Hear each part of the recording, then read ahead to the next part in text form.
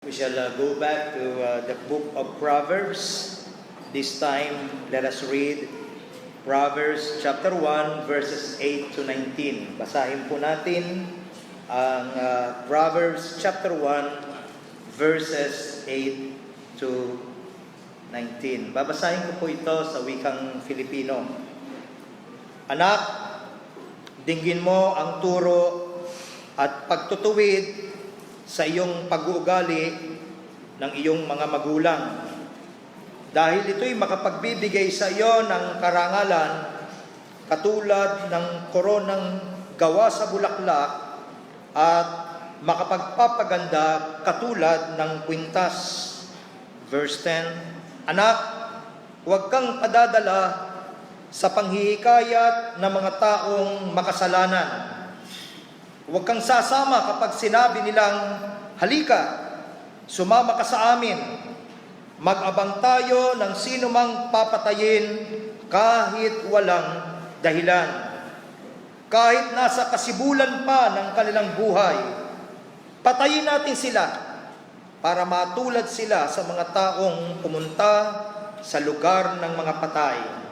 Verse 13, Makakuha tayo sa kanila ng mga mamahaling ari-arian at pupunuin natin ang ating mga bahay ng ating mga nasamsam. Sige na, sumama ka na sa amin at paghahatian natin ang ating mga nasamsam. Verse 15, Anak, huwag kang sumama sa kanila, iwasan mo sila, sapagkat mabilis sila sa paggawa ng masama at sa pagpatay ng tao. Walang kabuluhan ang paglalagay ng bitag kung ang ibong iyong huhulihin ay nakatingin. Alam ng ibon na mahuhuli siya, pero ang taong masasama, hindi nila alam na sila rin ang magiging biktima ng ginagawa nila. Ganyan ang mangyayari sa mga taong ang ari-arian ay nakuha sa masamang paraan. Mamamatay sila sa ganoon ding paraan. Mga kapatid, narito po ang mga salita ng ating Panginoon. Kung sakaling atitin ka ng masama, matapos pong ibigay sa atin sa first 7 verses ang pinaka-goal o ang pinaka-layunin ni King Solomon kung bakit po niya isinulat ang Book of Proverbs. If you still remember, last Sunday, we've discussed that. Matapos yan, nagpapatuloy naman po dito sa chapter 1 pa rin ang kanyang tila fatherly appeal sa mga bumabasa ng aklat na ito para pagkang ang kinakausap niya ay kanyang mga anak. So by application, ang kinakausap niya dito ay hindi lamang ang sarili niyang mga anak, kundi lahat ng nakakabasa nito. At ano ang kanyang apila sa kanila? Ano ang kanyang pakiusap sa kanila? Na huwag silang madaling lumipot. Huwag nilang iwanan ang mga pagtuturong may karunungan. Huwag silang lumayo sa mga matutuwid na pangangaral. Ipinakikita po dito, mga kapatid, sa verses 8 to 19, yung ating text mismo, na upang makapamuhay talaga ng may karunungan ng isang tao, dapat siyang maging maingat. Maging maingat. Hindi mo naman may babalik na ang buhay eh. Minsan lang yan. Minsan lang ka lang dadaan. For example, sa mismong petsang ito. Hindi na ito uulit. Ang lahat ng mangyayari ngayon ay magiging bahagi na lamang ng nakaraan. Kaya napakahalaga na maging marunong at maingat sa bawat pagpapasya na ating ginagawa. Lalo na dapat tayong maging maingat na hindi maakit o hindi mahalina niyong mga tao na ang tanging interes at ang masigasig na pinupursu ay ang masama. Yung mga taong sakim sa pakinabang, pakinabang na nakukuha nila sa pamamagitan ng pandaraya. O bagamat pwedeng sa unang tanaw at nandyan na nga yung temptation, nandyan na yung akit. Bakit? Sapagkat sa unang tanaw, yung ganong pursuit, yung ganong hangarin, yung ganong pagpapahalaga ay tila patungo at nagdadala sa tunay na kaligayahan at katagumpayan. At alam kong sasang-ayon kayo na walang kasalanan ng naakit tayong gawin kahit alam nating makasasakit ito sa atin. Nadadaya tayo ng ating puso, nadadaya tayo ng ating isip. Inaakala natin kung gagawin natin ito, sasaya tayo. At nandun na nga po yung trap, nandun na nga po yung bitag, you see. Sapagkat sa simula lamang maaaring gayon. Subalit, ang dulo po nito ay tiyak. Ang dulo nito ay tiyak at palaging tiyak na kamatayan ayon kay King Solomon. Palaging tiyak na ang dulo nito ay pagkawasak. Na noong nakaraan, sinabi natin na ang Book of Proverbs ay isinulat para sa, ayon na nga doon sa verse 4 ng chapter 1, para sa mga walang kaalaman or simpleton. Sabi natin, sila po yung mga taong walang muwang, mga taong madaling maniwala, mga taong madaling mauto, madaling gumaya sa kung ano ang nakikita sa iba. Ang Book of Proverbs ay para sa ganung mga tao, para sa mga simpleton. Na muli uulitin ko, itong mga taong ito ay hindi necessarily estupido, pero madali po silang maloko. Stupido na rin. I mean, maaaring maalam sila, kagaya na ng naaral natin noong karaan, pero napakadali nilang maloko. Napaka-naive nila. Bukod po sa kanila, hindi lamang ang kinakausap ni King Solomon dito ay ang mga simpleton. Bukod pa po sa kanila, isinulat din po ang aklat na ito, dagdag din po doon sa verse 4 na nandoon din. Ito po isinulat din para sa mga kabataan. Isinulat ito para sa mga kulang sa karanasan. Sila na mga kulang sa gulang. At yung mga kabataan natin ay isa sa mga nasa puso natin when I began to consider this series on the Book of Proverbs. Sapagkat sila ang next generation natin at kung mapapabayaan natin sila,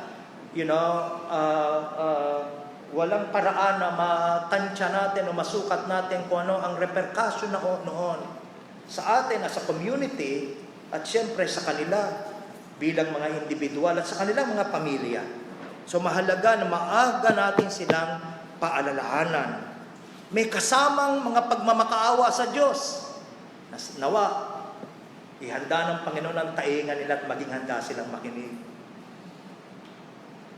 Pero muli, hindi lamang po ito para sa mga simpleton, sa mga walang muwang, hindi lamang ito para sa mga kabataan. Ang mga pagtuturo pong ito na isinulat ang mga pagtuturo ito sa Proverbs, ayon naman sa verse 5, ay isinulat din para sa mga may kaalaman na. Para sa mga taong nakakaunawa na. Pwedeng sasabihin natin, hindi para sa akin yan, alam ko na ang tama at dapat gagawin. Hindi po Sapagkat malinaw sa verse 5 ng Proverbs 1 na para din ito sa mga nag-aakala na nalalaman na niya ang matuwid na gagawin. So, suma total po, walang taong hindi nangangailangan ng paggabay na mga prinsipyong nakasulat sa aklat na ito. Bawat isa sa atin ay dapat maglaan ng pakinig sapagkat para ito sa atin. Sa ating lahat. Kasi ang tagubiling ito ay para sa ating lahat. Ang pag-aaral na ito ay para sa ating lahat. ginagawa natin ito para sa lahat. Now, saan po dapat tayo magsimula? Bahagi na rin ang ating pag-aaral noong isang linggo. Ilayo na rin po sa ating natalakay na nga. Ang sabi po sa Proverbs 1:7, the fear of the Lord is the beginning. Saan nagsisimula? The fear of the Lord is the beginning of knowledge. Kung gayon po, dapat ang ating direksyon, mga kapatid, mga minamahal, mga kabataan, bawat isa, dapat ang ating direksyon palapit sa Panginoon. Yun pala ang isang accurate na termometro mo kung tinatahak mo ba ang landas patungo sa karunungan. Tatanungin mo lang, kamusta ang estado mo ngayon? Kamusta ang kalagayan ng puso mo ngayon? Palapit ka ba sa Panginoon o palayo? Kung palayo ka, palapit ka sa kapahamakan. Amen? As simple as that. Because again, the fear of the Lord is the beginning of knowledge. So, kung ang sitwasyon mo ngayon ay malinaw sa iyong gusto mong lumapit at patuloy kang lumalapit sa Panginoon, then you are on the right track. Since God is the author of all wisdom, since all truth resides with Him, and since you and I are not like Him, Proverbs begins with the fear of the Lord. Diyan talaga dapat magsisimula. Kung aaralin mo ang buhay ni King Solomon, napakarami niyang nagawang kamalian. Nagsasalita siya ngayon dito na isang matandang nakaunawa, natuto. Ayaw niya ng daanan ng mga anak niya ang mga pagkakamaling dinaanan niya. You see. Brothers and sisters, the fountainhead of wisdom is a biblical understanding of who God is. Yan ang pinakabukal. Diyan na lahat nagsisimula. Hindi possible ang wisdom mula sa ibang lugar other than a proper, more personal knowledge of God. A biblical understanding not only of who God is, but who you are. Na marami kang hindi alam, na pwede kang magkamali. Mahalagang dapat klaro sa iyo yon. Kung meron ka mang pag-aalinlanganan, ang pag-aalinlanganan mo hindi ang salita ng Diyos, kundi ang damdamin mo, kundi ang pananaw mo. Dahil ikaw ang pwedeng magkamali, hindi ang Diyos.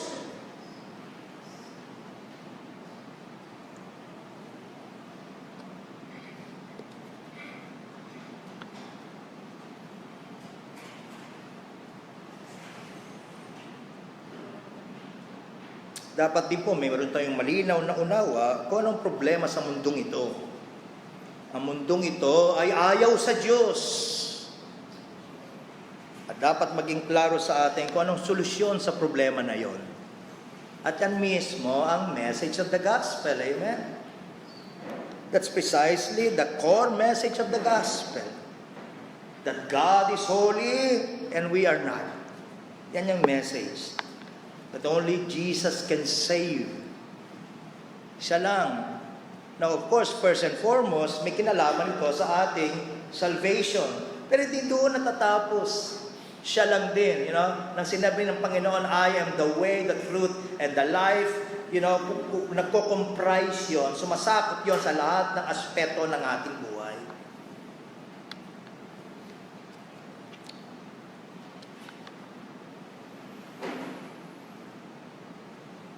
So kung magkamali po tayo ng pangunawa dito, ng pag-unawa dito, hindi na natin magagawang matutunan at hindi na tayo makapamumuhay ng may karunungan.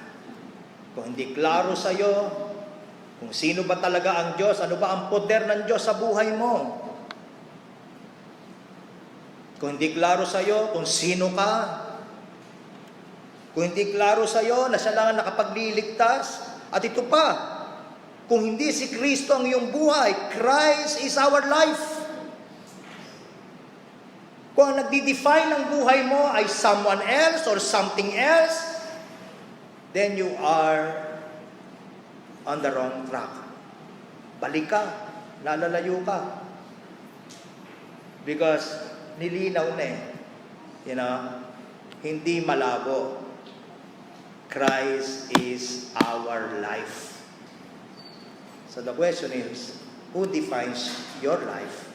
Or what defines your life? Ito pong Proverbs, mga kapatid, ay idinisenyo upang maging parang imbakan, reservoir. Ito po'y parang imbakan o bukal ng mga pagtuturo at mga babala mula sa tunay na kumakalingang mga magulang sa kanilang anak. Pasinin niyo yung order. The fear of the Lord is the beginning of knowledge, and then respect your parents. Yun yung sumunod.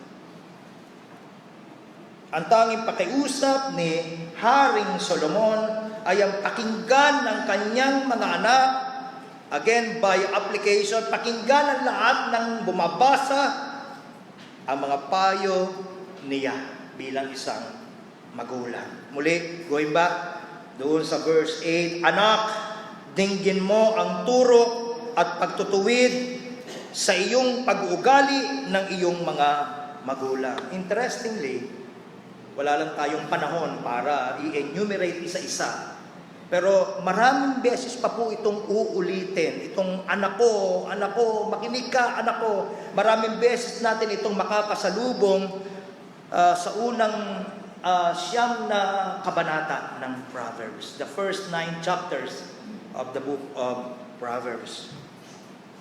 No, kung magagawa mo yun, kung makikinig ka, kung mangyayari yun, kung makikinig lamang ang mga anak, ayon kay King Solomon, may maganda itong dulot sa iyo. Magandang masdan ito. Muli, verse 8, anak, dinggin mo ang turo at pagtutuwid ng sa iyong pag-uugali ng iyong mga magulang. Verse 9, dahil ito'y makapagbibigay sa iyo ng karangalan katulad ng koronang gawa sa bulaklak at makapagpapaganda katulad ng kwintas. Maganda siyang tanawin. And ultimately, hindi ba ito ay kumakatawan din sa kaluwalhatian ng ating Panginoon? Ang isang tao na sensitibo sa kung saan siya ginagabayan ng Panginoon, sensitibo sa mga taong inilagay sa buhay niya para payuhan siya, paalalahanan siya, yung ganong tao nagdadala ng kaluwalhatian sa Diyos. Napakasarap tignan. Nakakaakit tignan ang isang taong lumalakad sa katuwiran. Alam naman natin yan eh. Minsan nga nasasabi natin, napaka-messy ng buhay ko. Ang gulo. Ang gulo. Bakit? Dahil hindi tayo marunong makinig. Kaya magulo. Kaya pangit tignan. Masalimuot. Masdan pa lang ng mga taong nag-oobserba sa buhay natin, pati sila nag-ukumbayan. Buhol-buhol. Bakit?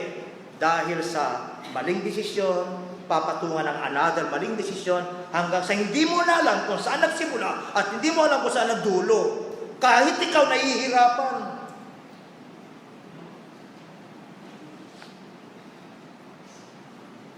Kahapon, bumibili kami ng pangdekorasyon sa kantin. Tagal na tagal ako doon sa pagdating sa pagbabayad, doon sa counter, dahil hirap na hirap yung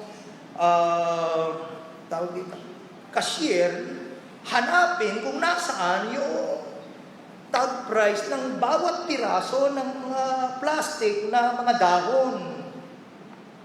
Sabi ko nga, ala bang sistema dito? I mean, kung meron ka 5, i-multiply mo sa 5, magkano as simple as that, pero dahil nga ang gulo-gulo, samut-sari, pinagsama-sama yung magkakaibang halaman na magkakaiba pala presyo, walang order, at ganon ang itsura ng buhay ng isang tao na hindi marunong makinig at sumunod sa mga prinsipyo na itinatala ng banal na kasulatan.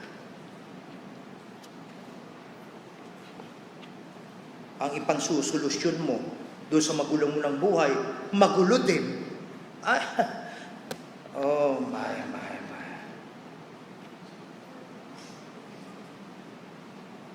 Tandaan natin mga kapatid, wala nang mas magmamahal pa sa atin, sa iyo, at mas kakalinga pa sa iyo ng higit pa sa iyong mga magulang. Muli, hindi ko sinasabi na wala silang kamalian. Hindi sila perfect. Maaaring marami silang kapintasan. Pero yun na nga po mas marami na silang nagawang kamalian. Mas marami na silang naranasang kapalpakan sa buhay. Kaya makinig ka sa kanila. Matuto ka mula sa mga pagkakamali nila.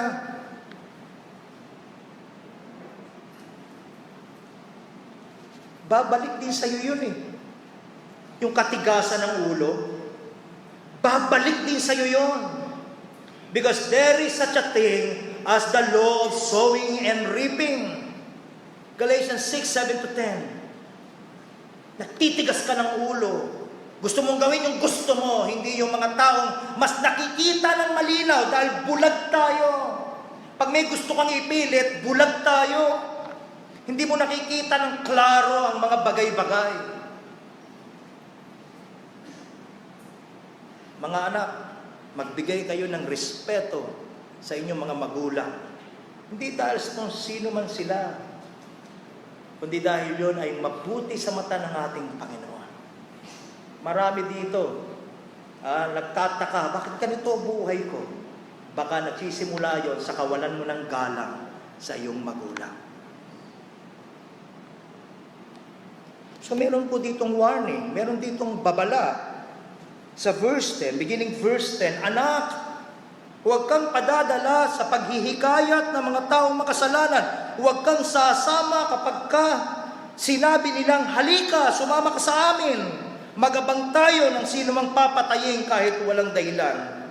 Kahit nasa kasibulan pa ng kanilang buhay, patayin natin sila para matulad sila sa mga taong pumunta sa lugar ng mga patay. Napansin nyo ba yun? Walang dahilan, pero gustong patayin. Verse 13, makakakuha tayo sa kanila ng mga mamahaling ari-arian at pupunuin natin ang ating mga bahay ng ating mga nasamsam. Sige na. Sige na, sige na. Yan yung awit. Sumama ka sa amin at paghahatian natin ang ating mga nasamsam. At tila po ang diwa dito, at inaasahan na po yun, sooner or later, hihikayatin ka nila talaga. Hindi naman maiiwasang may mga bad influence sa buhay natin Pero dapat maging alerto tayo sapagkat muli hindi maiiwasan, hihikayatin ka nila.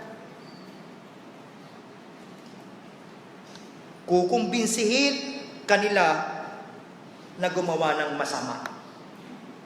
Kukumbinsihin ka ng mga masama. Sino yung mga masama? Yung walang fear of the Lord. Yung walang pagkatakot sa Panginoon. Yung malayo sa Panginoon. Sino ang masama? Yung walang paggalang sa magulang. Walang respeto sa magulang. Yun ang masama. Hihikayatin kanila. Sasabihin nila sa iyo, samahan mo kami. Nandoon yung power ng peer pressure. Pag marami ka nang naririnig, sumama ka sa amin. Napakahirap hindian. Lalong-lalo na kung yung mga tao na nagyayaya sa'yo, ay yung mga inaakala mo, at least yung impression ko, sila yung mga talagang kumakalinga sa'yo. Pag uwi mo sa bahay, sesermonan ka eh.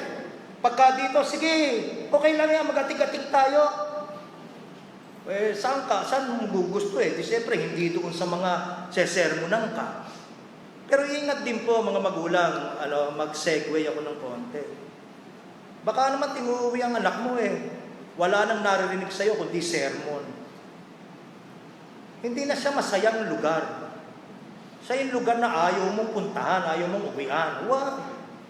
Huwag minsan, mas malakas ang tinig ng halimbawa mo sa buhay kesa dada. Amen? Amen, mga magulang. Amen. Mag-amen kayo. Nahirap sa inyo eh. Nung yung mga anak ang sinesermonan eh, napakaliyo. Kanino unang sweldo? May napa-amen nung isang linggo. Hanggang ngayon, hindi ko pa na-trace kung sino yun. Anyway.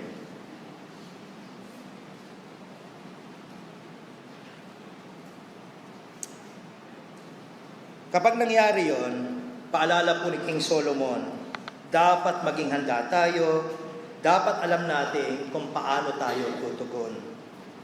Na dalawang particular na kasalanan po ang ginamit na halimbawa dito. Halimbawa lang ito. Yung halimbawa na ito ay kumakatawan sa marami. Napaka wide yung spectrum ng mga posibleng kasalanan eh, no? Pero ang halimbawa dito ay yung kasalanan ng pagpatay at yung kasalanan ng pagnanakaw. Sabi sa verse 11, halika, sumama ka sa amin.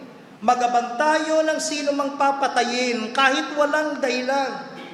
Kahit nasa kasibulan pa ng kanilang buhay, patayin natin sila para matulad sila sa mga taong pumunta sa lugar ng mga patay.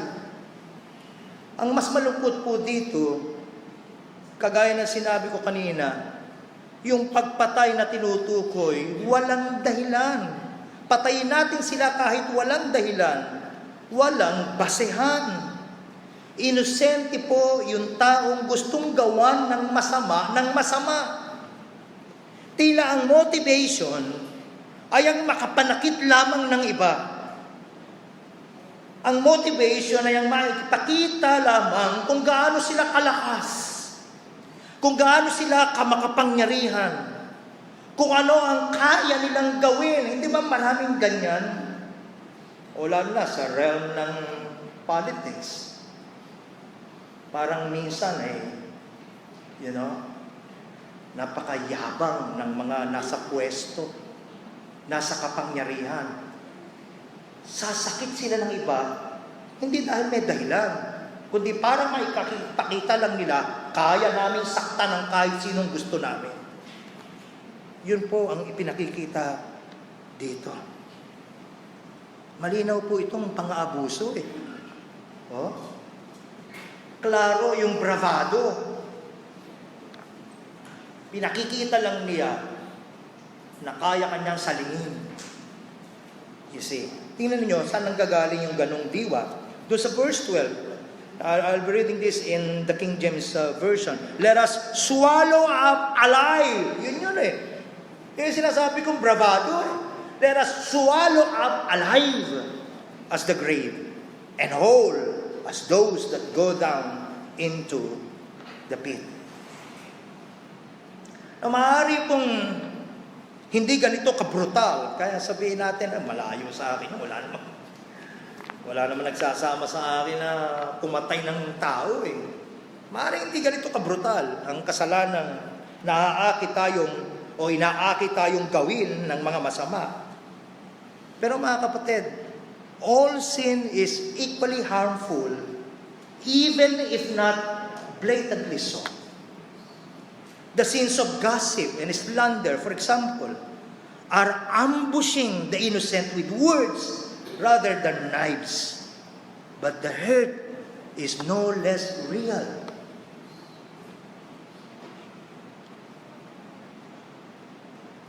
Masarap sa pakiramdam Yung nakapanira ka ng iba. Lalo na yung kinaiinisan mo. At minsan, hindi naman rekta yung paninira eh. Minsan ang paninira, ang pagchichismis, hindi direct eh, indirect. Pwedeng suggestive. Di ba? Pwedeng nagsusuhestyon ka lang. Ano sa palagay mo, sis? Ganyan-ganyan ang ginagawa niya eh. Ano sa palagay mo? What do you think? Ay, parang ano nga no? Let's pray for her. Grabe. Lungkot. Hindi direct eh. You see. Pero just the same, may sinisira ka. At alam nyo, sabi ko nga, madali lang ang gabay eh. Kung nasisiyahan kang marinig ang kasiraan ng iba, may problema ka. Hindi naman, pwede naman hindi ka naninira eh. Pero, come on.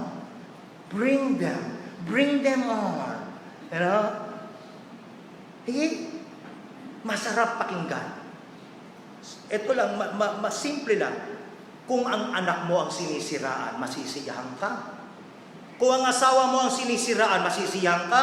Kung ang sagot mo, hindi. Bakit? Kasi mahal mo sila. At kung mahal natin ang kapatiran, walang puwang ang paninira, lalo na kung walang basihan sa ating community. Pinapatay yun agad. Pinipigil yun agad. Mangmang lang ang naniniwala sa sira na hindi mo pa tinitignan ang kabilang panig. Amen? Maraming mangmang. Yan ang malungkot.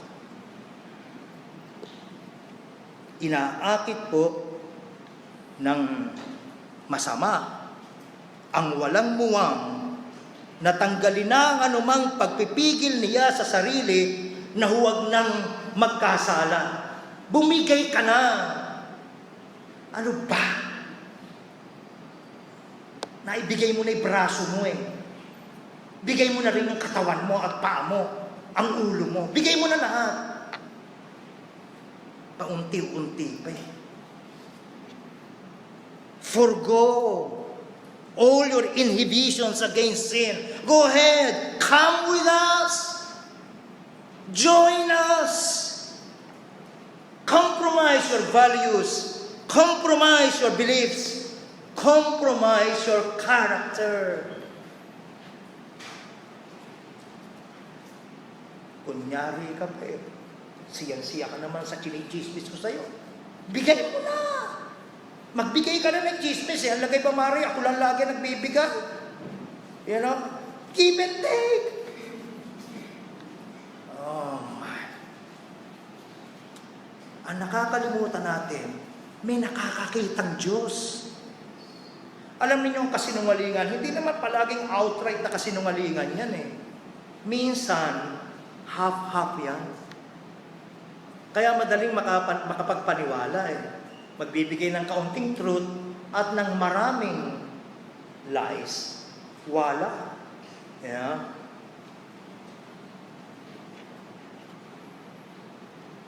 Ano pa sabi ng verse 13? Makakakuha tayo sa kanila ng mga mamahaling ari-arian. Yun naman yung pagnanakaw. Pupunuin natin ang ating mga bahay, ng ating mga nasamsam. Sige na! Sumama ka sa amin at paghahatian natin ang ating mga nasamsam. O sa English, yung verse 14, throw in your lot among us. We will all have one purse. This is a greedy appeal for what we will gain. And a promise of a community. Oh, sama-sama tayo dito. Ayaw mo ba nun? Malungkot ang nag-iisa. Madalas, pag nagpasya ka na lumakad sa matuwid, madalas wala kang makikitang kasabay sa daan. Ang problema, ang mindset natin, we're missing out. Nandun yung masaya eh. Sabi nga ng isang awit sa Toy Story, Ganito ang akit ng masama. You've got a friend in me. You've got a friend in me. You've got troubles, I've got them too. There isn't anything I wouldn't do for you. We stick together. We see it through. 'Cause you got a friend in me. Oh, mga kapatid, ilan na pong maling kapasyahan na nagawa ng isang tao dahil lamang sa kapasyahan niyang tahakin ng landas na tinatahak na ng marami. Yung mga katwirang everyone is doing it. Di ba? Pragmatism. Or you don't want to miss this one. Oh, it's going to be wonderful. It's going to be amazing. Come, join us. Marami na pong napahama dahil dyan. Tungkol sa mga talatang ito, meaning Proverbs 1:11 and following, ganito po ang komentaryo ni Fred Sarsfeld. And I quote, "Here," sabi niya, "the Father not only gives a specific application, He also exposes how the sinful mind works. It's the same old, instant gratification. Never mind values, this will be great. The specific situations are countless, but the principle is the same. This is what I want, so let's do it." Walang makapipigil sa akin. Kahit ang magulang ko, kahit si pastor, huyo ka sa akin. Dahil ito gusto ko, ito ang gagawin ko. Yan na ang gate patungo sa destruction.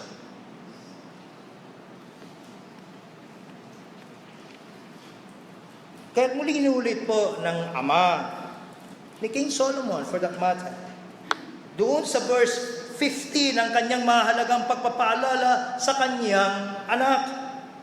Ang advice na ito ni King Solomon ay timeless and wise.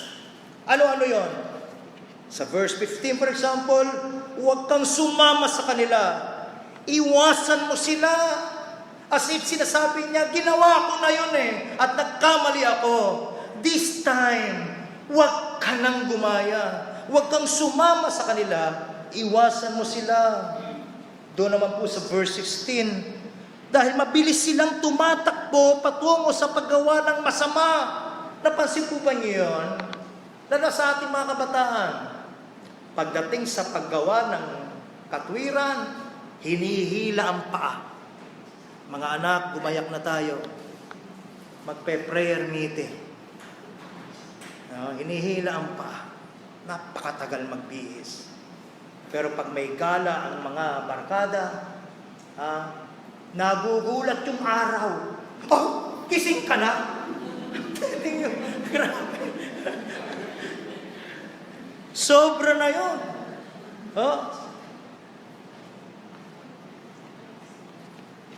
Natawa ko sa sarili kong biro. O kaya yung manok, you know? Oo. Dapat ako gigising sa'yo. Gising ka na. Oh my. Verses 17 and 18, ang hindi nila alam, sila pala ang magiging biktima ng bitag na ginagawa nila. At ang dulo nito, sabi ng verse 19, ay kamatayan. Ang dulo nito ay kapamakan nila. Malinaw po ang babala ni King Solomon dito. Nakakaakit sa unang tingin ang paggawa ng masama, pero pwede pala na ito ay yung situation na gaya ng sinasabi doon sa Matthew 8. Familiar tayo. Matthew 8:36 and 37. Kung nakamit mo na nga ang buong sanlibutan, pwedeng nakamit mo ay yung dream job mo.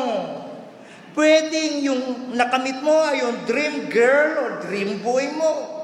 O yung dream house mo, etc. Pwede yun yung situation Pero ang malungkot, pwede rin, nakasama nito, napapahamak naman ang iyong kaluluwa.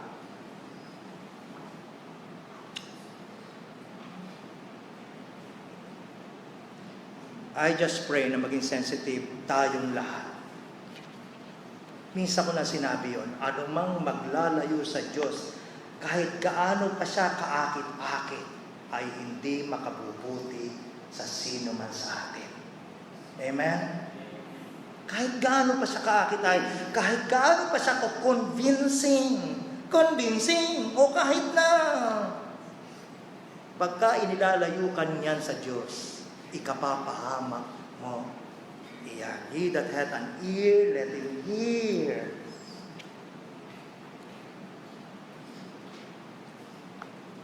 Alam po ninyo ang tunay na karunungan? Ang tunay na karunungan ay hindi lamang magtuturo sa iyo kung nasaan ang tama, kung nasaan ang matuwid na landas. Ang tunay na karunungan ay magbibigay din ng babala sa iyo kung nasaan ang liko at maling landas. Kaya't mahalaga ang pag-aaral na sinasagawa natin.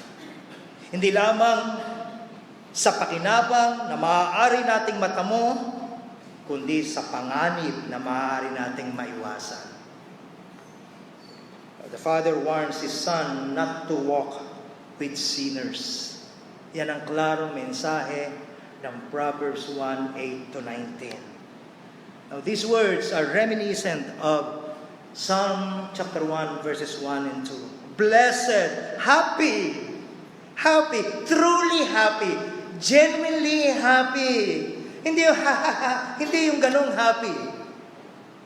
Blessed is the man who walks not in the counsel of the wicked, nor stands in the way of sinners, nor sits in the seat of scoffers. But his delight is in the law, or in the word of the law, and in his law that he meditates day and night. For those who are blessed, keep company with God and through His word, rather than with sinners. Hanapin mo yung mga taong nagmamahal sa Diyos, sila ang samahan mo. Hanapin mo yung mga taong nagpapahalaga sa Diyos, sila ang samahan mo. Now, having said that, magandang paalala rin, neither Psalm 1 nor Proverbs 1 advocates the complete disassociation with sinners. Hindi po yun ang ibig sabihin nun.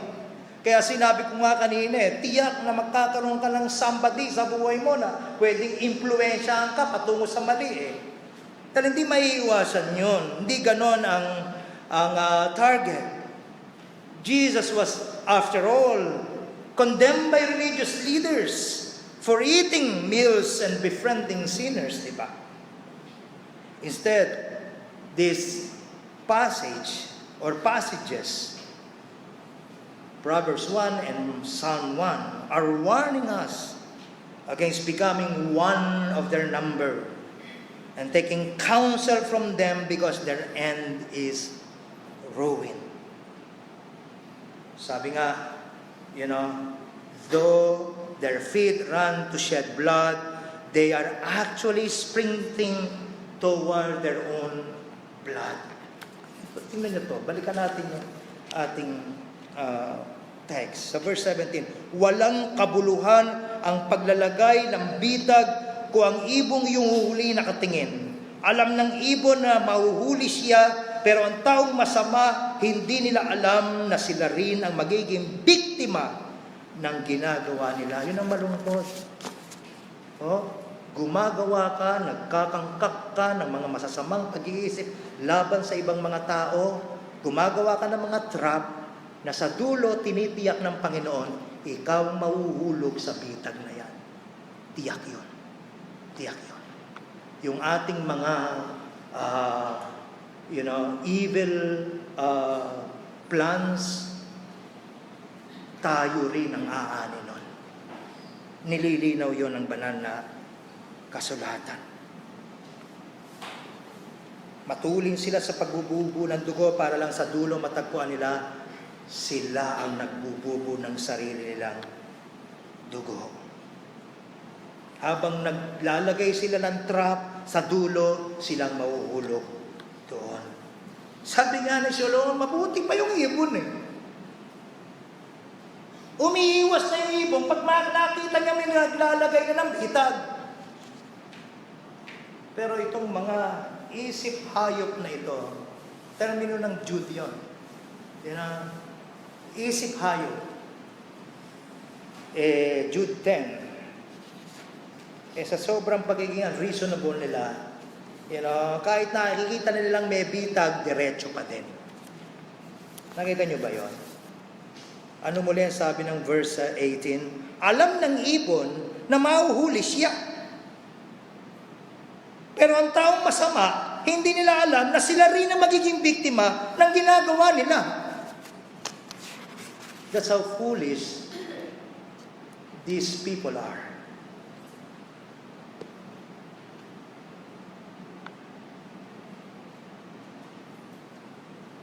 Malinaw po ang mensahe.